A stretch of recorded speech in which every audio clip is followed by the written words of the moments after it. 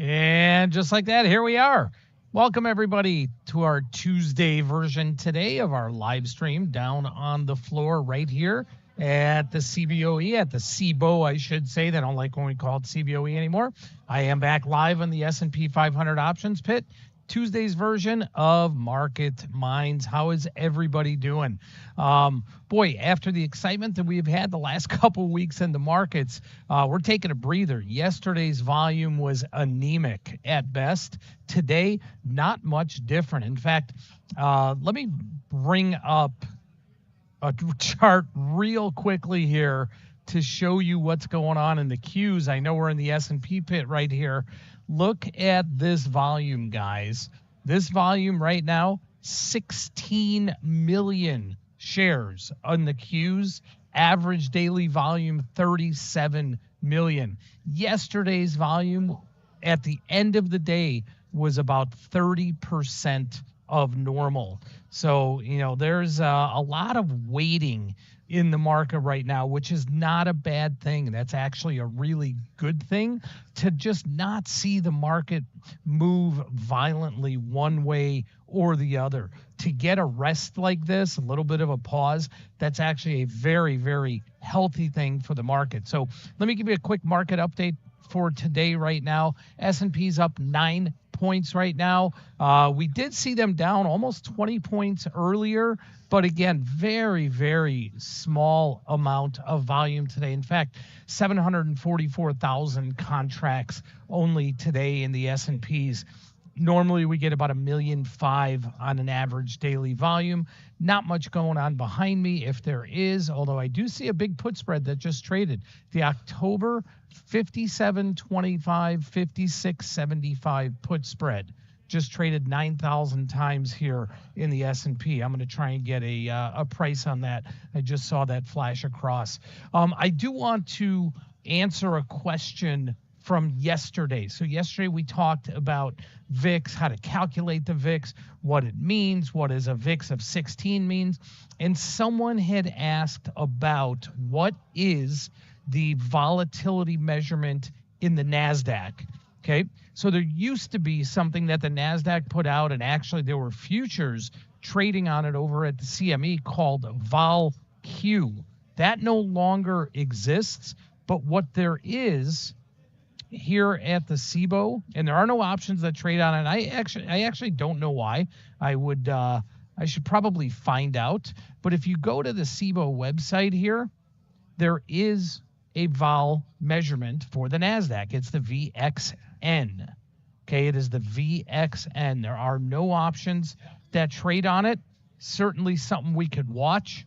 Let's get the historical data here. That's just, I thought that was going to bring up a chart, but it doesn't.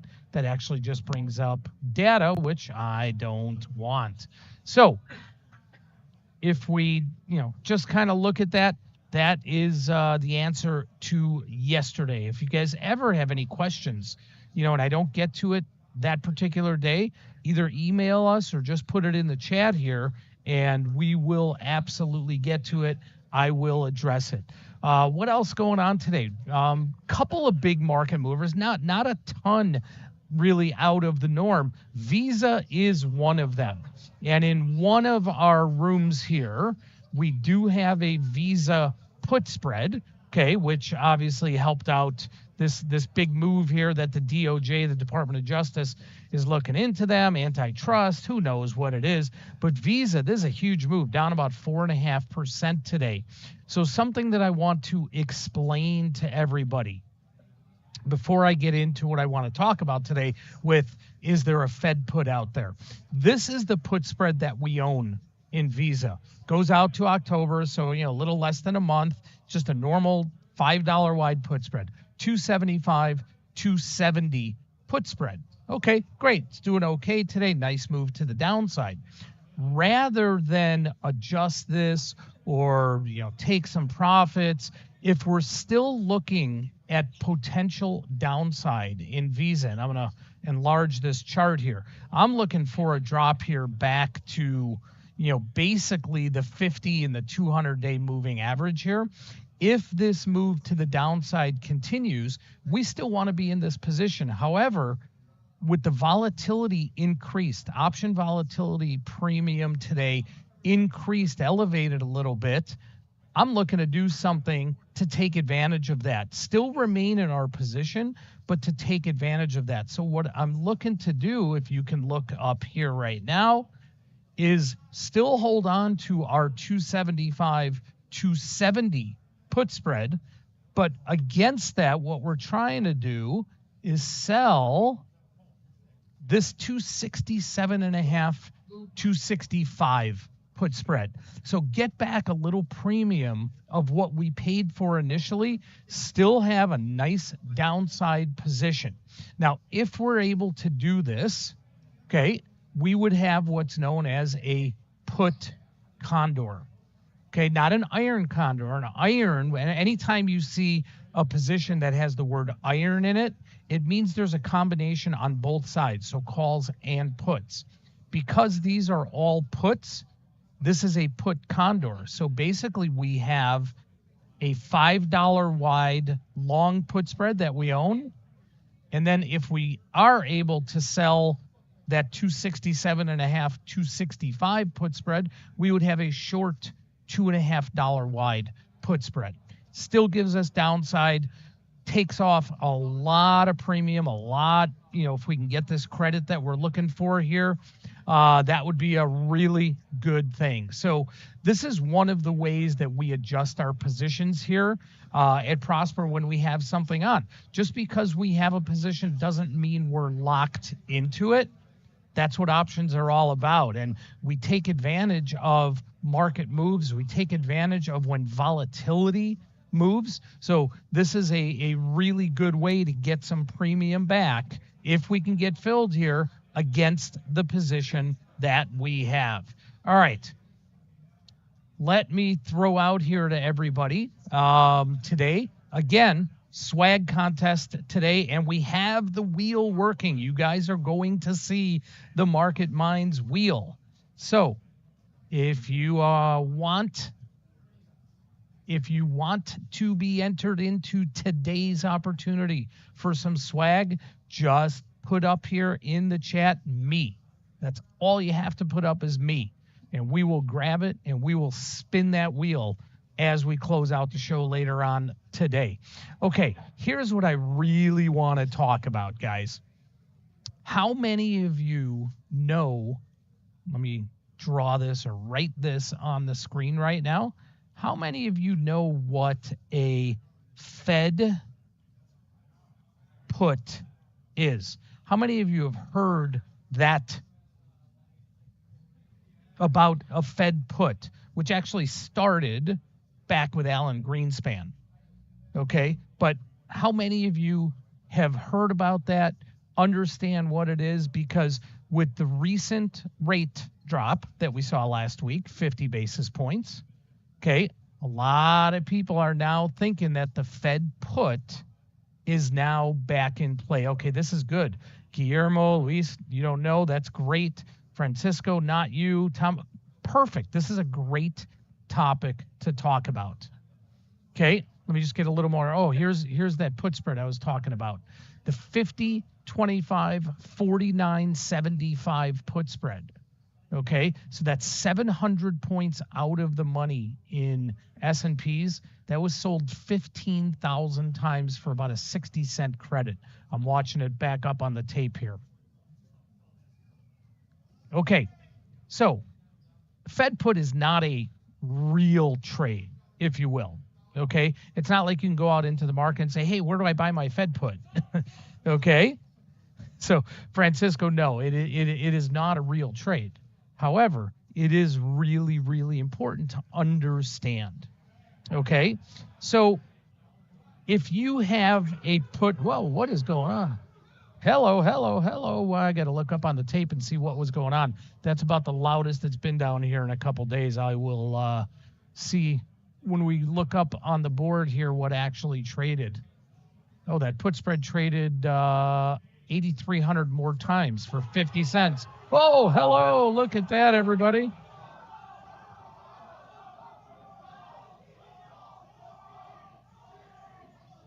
Can you guys all see that? I'm trying to move out of the way so you can see it there. Could you guys all see that? Back here, I'm not sure what it was, but I know a broker was buying something. My guess is it was more of that put spread that's trading.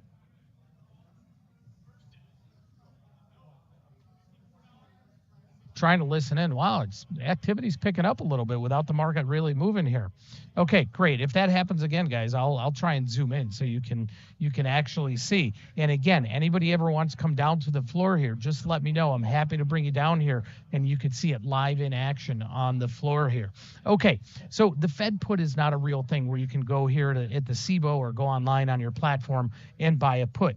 What it is, though, is basically a setup where the Fed is going to give a backstop to the marketplace.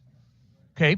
Now we saw that for a very, very long time in the mid-teens, all the way up, even through COVID. What do I mean by that? Well, the Fed wants to see the markets do well. The Fed wants to see, obviously, two things: keep inflation in check and the labor market in check. Okay, so the term Fed put really means, and it's used whenever the Fed comes to the market's rescue.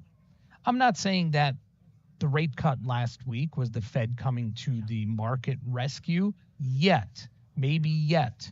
Okay, but here are a few examples of when the Fed actually did this. And then we can kind of go through that and say, oh, yeah, maybe this makes sense here. Okay. So the first time really was back on Black Monday.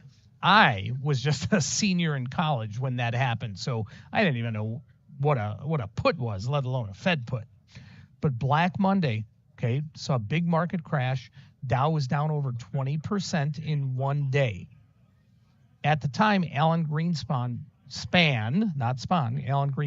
was the chairman of the Fed. He actually had just gotten into that role. Okay, so what did they do when that happened? They wanted to really just cut off any sense of further panic. Okay, so they opened up the floodgates to let people borrow money at really, really cheap rates. And they did that to support the economy, to support the financial system. Okay. At the time of the crash in October of 87, does anybody know what the Fed funds rate actually was? We talk about the Fed funds rate a lot here with what has happened to interest rates. The Fed funds rate just went from 5.5% down to 5% with the recent 50 basis point cut. But does anybody know what it was at the time of the crash? Yes, I know anytime I ask these questions, you can always Google them. But if anybody knows, that would be really good. That would be really good. It was 7.5%. Okay, so they lowered those rates 100 basis points to 6.5%. And that was done to stabilize the markets. That was done to calm the markets. It was done to get a lot of the neuroses and panic out of the markets. That was really the first time that this term was put into play, that it was a Fed put. Okay. The next big time that happened, yeah, there was some, smaller instances right around the turn of the century with everybody expecting the world to come apart and the markets to crash, in 2000. But the real next one was the Great Financial Crisis, 07 and 08. Okay, the S&Ps fell 20% in 1 week back in October of 2008. In fact, that week, well, not just that week, but that period of time, I was trading live in this pit.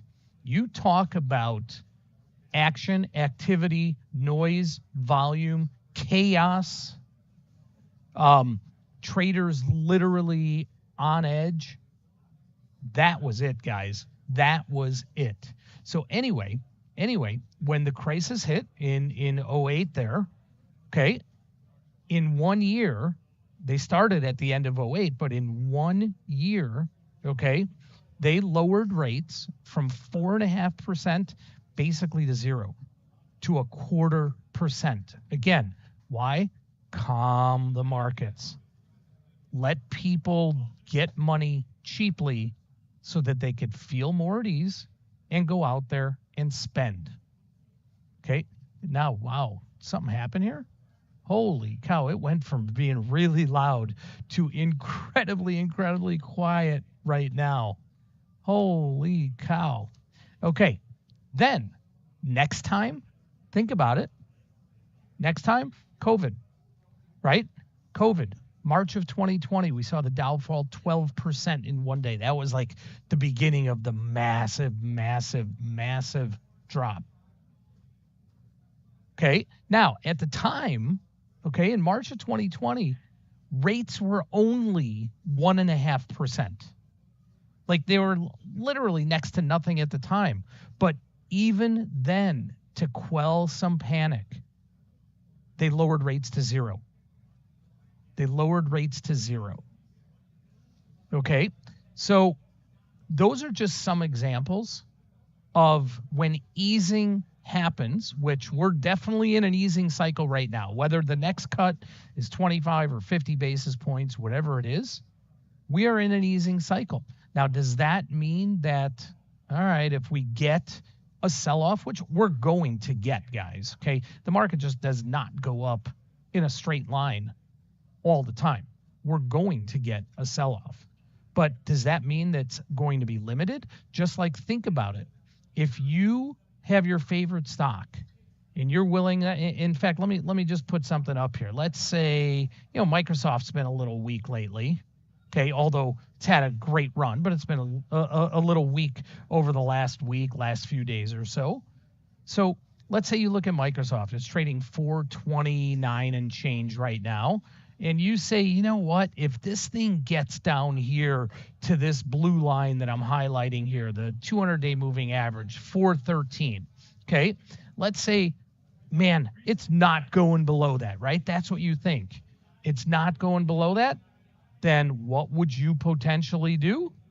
Sell a put down at that strike or maybe even a little higher because you feel protected. You feel emboldened. Well, that's kind of what the premise of the Fed put is like. Okay. Now, if you think about it, again, it kind of has a little bit of a double-edged sword. Okay, because it's there psychologically to boost confidence, stabilize markets. However, what else could it do? If every single one of us knew, or thought with certainty that the market could only go down X amount, whatever that amount is, 5%, 10%, whatever it is, what would we do? And what do you think big trading firms would do, and banks and hedge funds? What would they all do?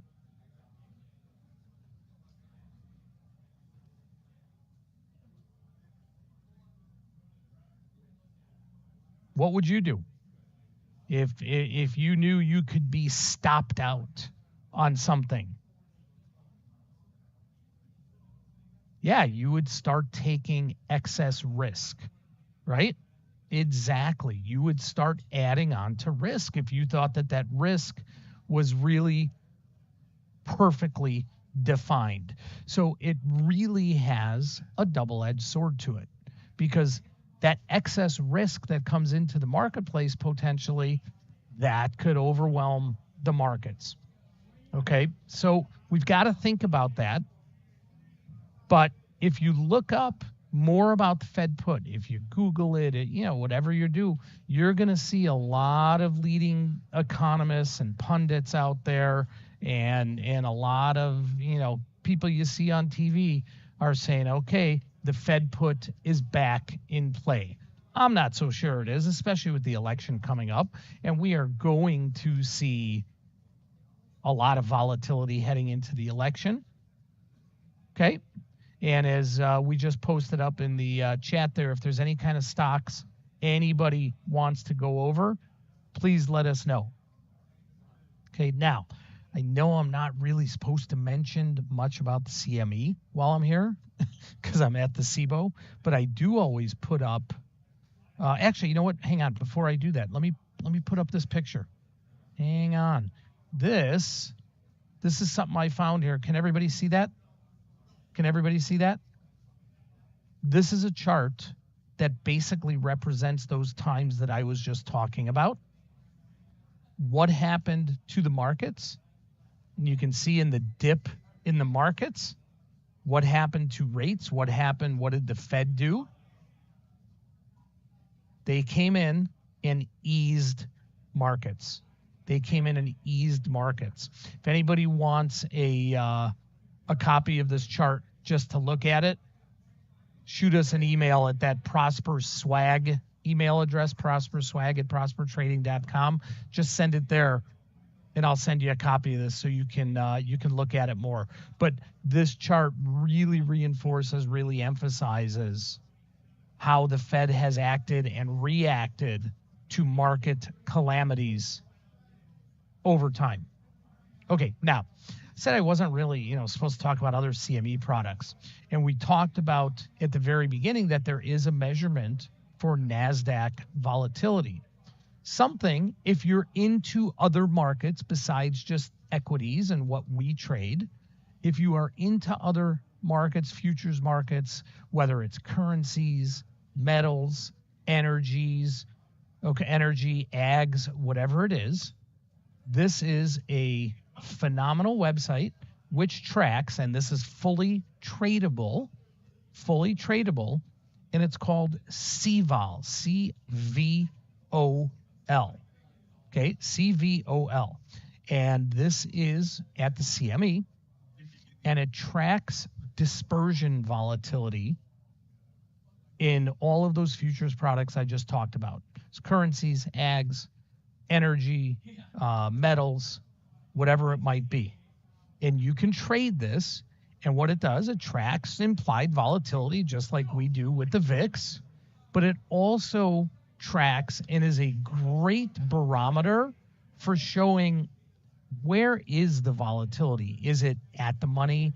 Is there a big dispersion on the wings? So are puts way more expensive than calls? Are calls way more expensive than puts? So for instance, what I'm going to put up here, let's just go to the 10-year, okay, which is probably the most volatile of all of the bonds that are out there. Okay, so let's get a more than a 12. Here's a 1 year. Okay, here is a 1 year chart of the CVOL index in the 10-year. Okay, so if we look at this, the solid line there, the solid line is actually the CVOL index, and the other line is actually the underlying, the 10-year. So you can see right now, CVOL index really cheap. When it spikes up here, we saw a move down. Spiked up here, came right after this move down. So you could look further into this, but if you want to dive into any product over at the CME, this will give you a great look. I'm going to put up gold for a second because everybody wants to know about gold. Okay, here is the CVOL index in gold. So the dotted line up here is the price of gold. Here is historically 1 year look right now at volatility in gold. Okay, you can see right now where it is, 16 and change or so. Pretty muted, I would say. I'd say it's pretty muted for, where we've been over the last 6 months or so. All right, so definitely a good resource for everybody. And let me go back here. Mike, were there any stocks? Oh, NVIDIA. Okay, let's look at NVIDIA. NVIDIA is, maybe it's breaking out here. It's been on quite the tear. It's up another almost 5% today. Do I think, before NVIDIA pops in there, do I think gold is still a good buy here? I wouldn't buy into it, but I would buy it on any dip, if that makes sense. Any sort of pullback, I want in. Okay, I want in. Okay, if we look at NVIDIA from a technical standpoint, it has just hovered right around the 50-day moving average for the last 3 months, give or take, right above, below. So it is trying to break out here, guys. If we can get above the 126, 127 area, boom. Okay.